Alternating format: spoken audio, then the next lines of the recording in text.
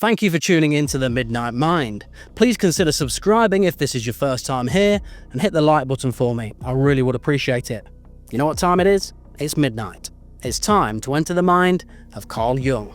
Have you ever found yourself agreeing with a group even when something inside you whispered, "This doesn't feel right"? It might happen in a meeting where a bad idea gets applauded and you join in. Or in a conversation where a claim goes unchallenged because no one else pushes back. You feel the tension between your inner voice and the outer harmony. And harmony usually wins. That moment, subtle as it seems, is the doorway into the mass mind.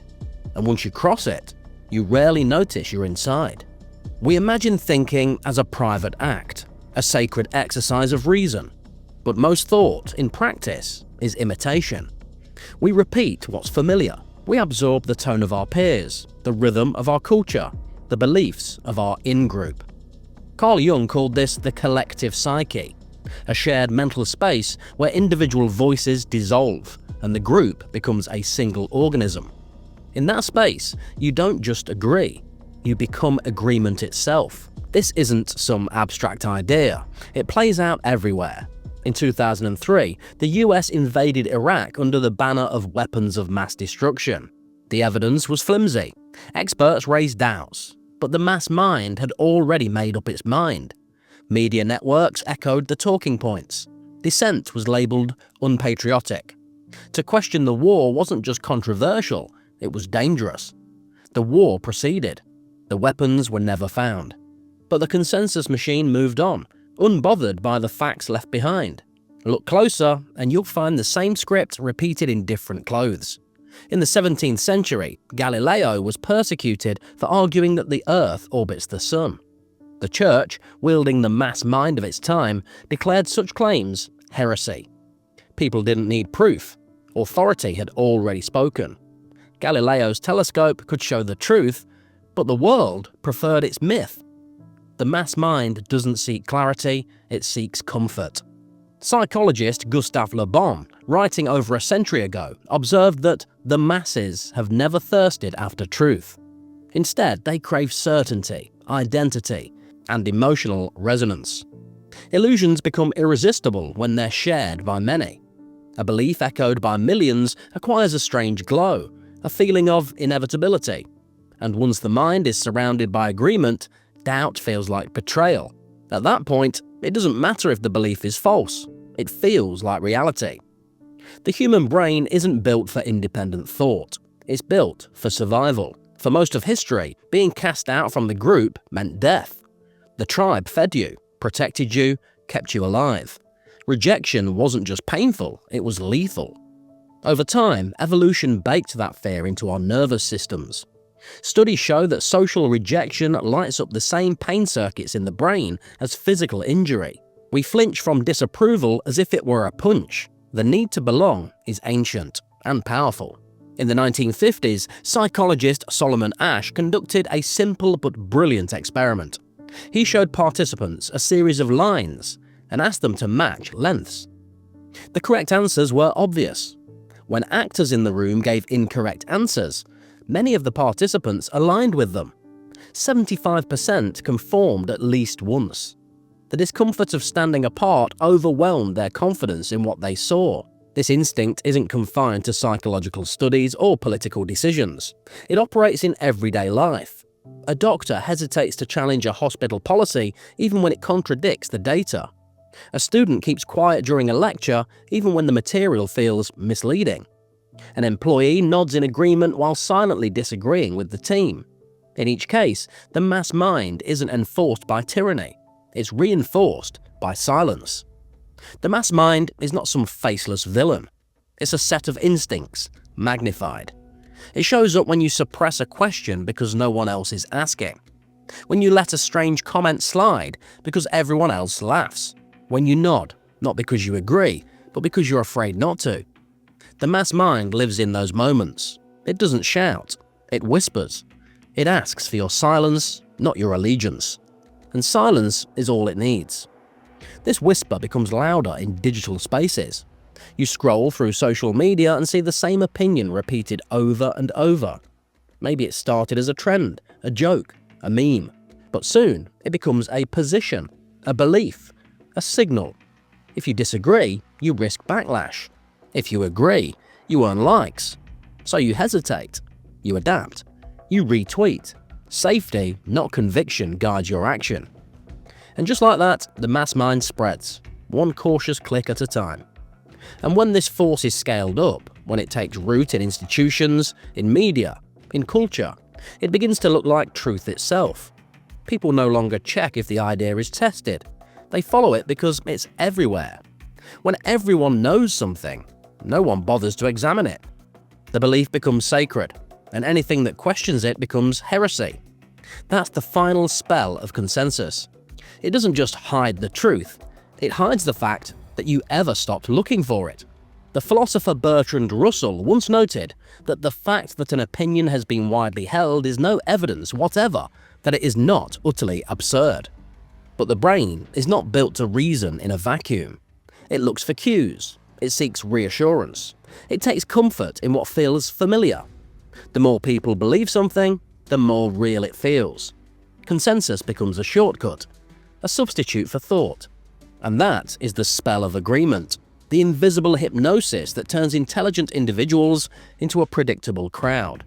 Not because they've lost their minds, but because they've surrendered them, one quiet compromise at a time. Consensus doesn't emerge from nowhere. It's crafted, built deliberately by forces that understand how to synchronize belief. Behind the feeling of agreement is a system: narrative, repetition, spectacle, fear. These are not just human instincts, they're the levers pulled by institutions, media, and movements to shape perception. Narrative comes first. Humans crave meaning more than facts. We remember stories, not statistics. The story gives coherence. It frames heroes and villains, dangers and deliverance. It tells us who we are and who the enemy is. When a belief is embedded in a story, it no longer feels like persuasion. It feels like identity. This is why modern consensus is shaped not by open debate, but by the architecture of mass communication. News cycles, social media, advertising, even entertainment, all function as vectors of emotional alignment.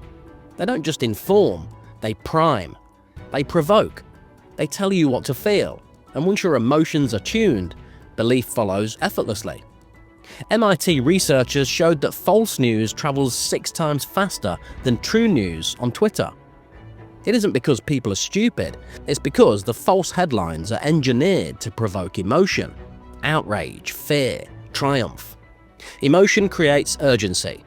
Urgency bypasses analysis. The faster a belief moves, the deeper it seems. Platforms know this. Algorithms don't care about truth, they optimize for attention. They give you more of what keeps you scrolling, more of what confirms your worldview, triggers your instincts or mirrors your tribe. The result isn't a public square, it's an echo chamber, calibrated for maximum synchronization. In the 1920s, Edward Bernays, the father of public relations, turned this into a science.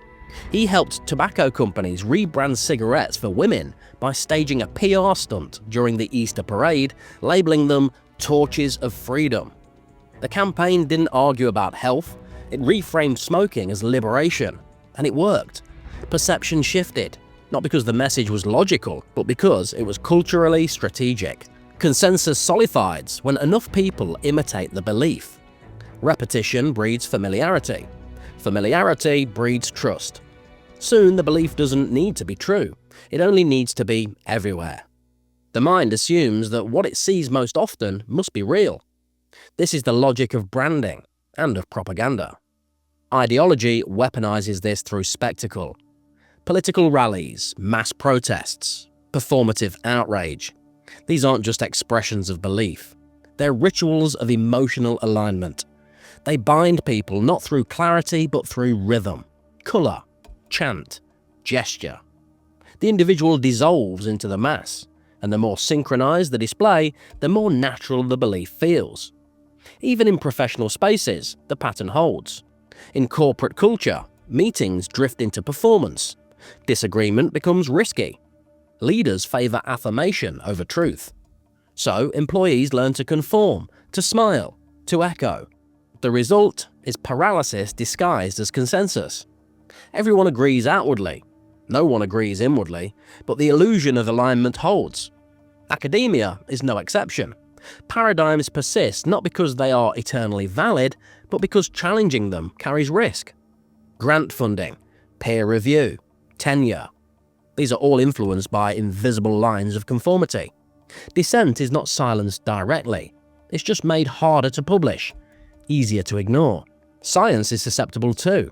Thomas Kuhn's concept of the paradigm shift shows how scientific revolutions don't happen gently. They happen after long periods of denial, when the evidence no longer fits and the old guard finally dies off. The consensus wasn't wrong because of bad data, it was wrong because it couldn't let go. Language becomes a gatekeeper in all of this. Every ideology creates its own vocabulary. Buzzwords become signals. If you use the right terms, you belong. If you hesitate, you're suspicious. Words stop pointing to truth. They start enforcing boundaries. This is not communication, it's tribal passwording. Propaganda doesn't aim to argue, it aims to saturate. Goebbels, Nazi Germany's Minister of Propaganda, understood this well. He said that you could convince a people that a square is a circle if you repeat it often enough. Saturation doesn't convert you, it wears you down. Until resistance feels exhausting, and agreement feels like relief. The machinery of consensus doesn't rely on total control, it relies on participation. And participation often looks like silence. When enough people nod, the few who hesitate feel alone. So they stop speaking, or they adjust, and eventually they join. Not because they were persuaded, but because they were tired. If you want to resist the mass mind, you don't need to fight everyone. You just need to stop mimicking. You need to pause before you echo. You need to ask, who gave me this thought? And who benefits from me keeping it? That question alone is enough to break the spell. The mass mind is not a prison with walls, it's a fog that blurs edges, softens questions, and replaces vision with comfort. Escaping it doesn't happen with a single act of rebellion. It begins with awareness, with a pause, with the quiet, unsettling recognition, these thoughts may not be mine. That moment of doubt is sacred, because from it, a different kind of thinking can emerge. Not reactive, not borrowed, but deliberate, personal, whole. Carl Jung called this transformation individuation, the process by which a person becomes not just separate from the crowd, but inwardly whole. It's not isolation, it's integration, the union of instinct, intellect, and spirit lived from within. Individuation isn't easy. The crowd offers safety, certainty, applause. To think for yourself is to risk that safety, to trade certainty for clarity, to lose the noise and meet the silence beneath it. And that silence can feel unbearable at first, because when you leave the mass mind, you leave the illusion that you were never alone. But you were always alone in your thinking, you just hadn't noticed. The moment you do, you gain a new kind of power. Not dominance, but presence. Not influence, but clarity. And clarity is subversive. It doesn't shout or campaign. It doesn't seek followers. It simply sees. And once you truly see, you can't go back to nodding along. The first sign of awakening is hesitation, a resistance to the easy answer, a pause before you agree.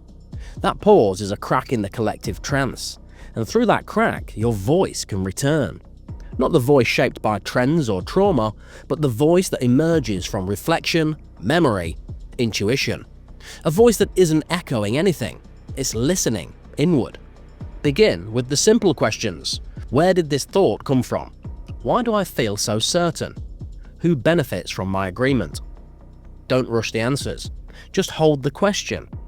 The mind doesn't need to be filled, it needs to be cleared. Cleared of slogans, cleared of borrowed outrage, cleared of the endless need to belong. Watch how consensus shows up in your daily life, in your workplace when silence feels safer than truth, in your friendships when agreement feels easier than honesty, in your online presence when your posts reflect the algorithm's rhythm more than your own thought. These are not small betrayals, they are signals, invitations to wake up. And when you are awake, You'll begin to speak differently, less performative, more deliberate, less reactive, more rooted. You'll find yourself saying fewer words, but meaning every one of them. The crowd may not notice, or it may turn on you, but that no longer matters because you've stopped living for consensus. You've started living for truth. History is filled with figures who chose this path. Socrates drank the poison rather than betray his thinking. Galileo endured imprisonment for seeing what others refused to see. Solzhenitsyn wrote in the shadows, keeping a flame alive in the dark. These were not rebels in the cinematic sense. They were thinkers who refused to outsource their conscience. You don't need to be a martyr to follow their path. You only need to be honest. Honest enough to say, I don't know. Honest enough to say, I no longer believe that. Honest enough to sit in the ambiguity while others chase clarity made of fog. That honesty will cost you. It may cost you approval, reputation, belonging. But what you gain is worth far more. You gain your mind back. Nietzsche observed that those who cannot command themselves will inevitably be commanded by others. This obedience to self is rare, but it is the beginning of all true strength. It demands solitude, not loneliness, but inner stillness. The ability to be with your thoughts long enough to discern what is real from what is repeated. To cultivate that voice, you must become a witness to your habits, your words, your assumptions. Notice when you speak in slogans, when your opinion matches the room too perfectly, when you feel the impulse to attack rather than inquire.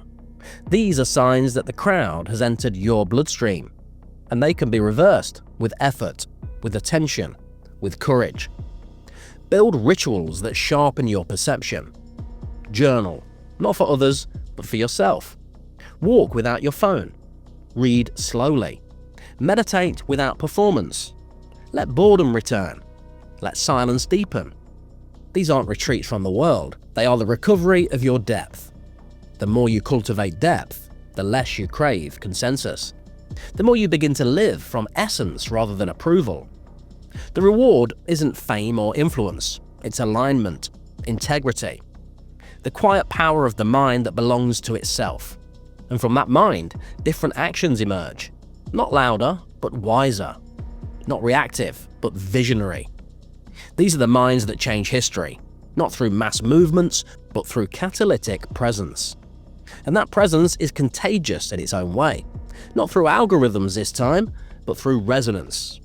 When one person stops performing, others feel it. When one person tells the truth, others recognize it. Not always consciously, but unmistakably. The awakened mind reminds the sleeping mind that it too can wake. So where does this leave you? It leaves you here, in a world of noise, a world of consensus, choreographed and reinforced.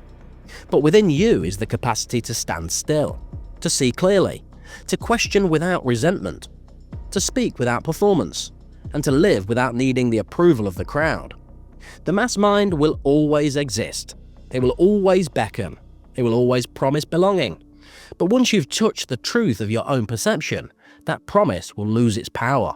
You'll see it for what it is, an offer you no longer need to accept. Because you were not born to echo. You were born to perceive. You were born to speak from silence. And when the next wave of consensus comes, as it always does, you will remain still at its edge, not in fear, but in clarity. And that stillness, that quiet refusal to nod along, is the beginning of true freedom. Thanks for joining me for this episode of The Midnight Mind. If you've enjoyed the video, please hit the like button for me. I really would appreciate it. And if you haven't already, please subscribe to the channel. And I'll see you guys next time.